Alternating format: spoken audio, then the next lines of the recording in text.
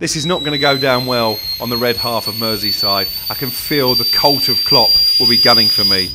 Who made all the right moves? For me, it's Arsenal. It's actually ended up being a very different window to what they expected when they were going all guns blazing for Mudryk. He ended up at Chelsea. Suddenly, that £80 million they would have spent was invested in other areas. They've got Leandro Trossard to come in and pep up their attack. They've got cover now for Gabriel at the heart of the defence. He's played every game, I think, so far this season. Jakub Kiwior could be an important signing in that respect. They've strengthened in midfield as well. Jorginho not only is a decent footballer, but he's got that winning mentality that maybe Arsenal don't have a lot of. I think what they've done in the window is going to see them over the winning line. I think they're favourites to win the Premier League now, particularly because Man City are much weaker. That decision to let João Cancelo go on loan, baffling to me. Who made all the wrong moves? This is not going to go down well on the red half of Merseyside. I can feel the cult of Klopp will be gunning for me. But Liverpool, strange window for them. Cody Gakpo stolen away from Manchester United. Was he the player they really need?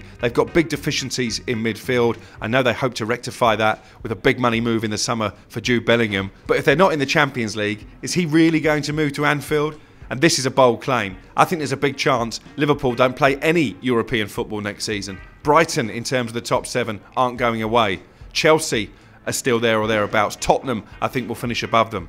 Well, we've said that at the start of the season. Liverpool might not even make the Europa League. Who won the transfer window? Well, Chelsea fans will say they won the transfer window just in terms of sheer volume of money. I think they have made some decent signings and maybe have atoned for some of the errors they made in the summer. But for me, I've been really impressed with what Wolves have done. Clearly, they promised Lopetegui backing. That's why he accepted the job at the third time of asking. I really like Craig Dawson as a signing. I think they've got a character there to replace Connor Cody after he left in the summer. Sarabia is a snip. I think he'll get goals. He'll get assists. I'm excited to see what Matheus Cunha can do as well. I think Wolves have given themselves a great chance of staying in the Premier League. Who lost the window? Only one answer for this. I'm sorry, Evertonians, you suffered enough, but it's definitely the Toffees. Sean Dyche, good appointment.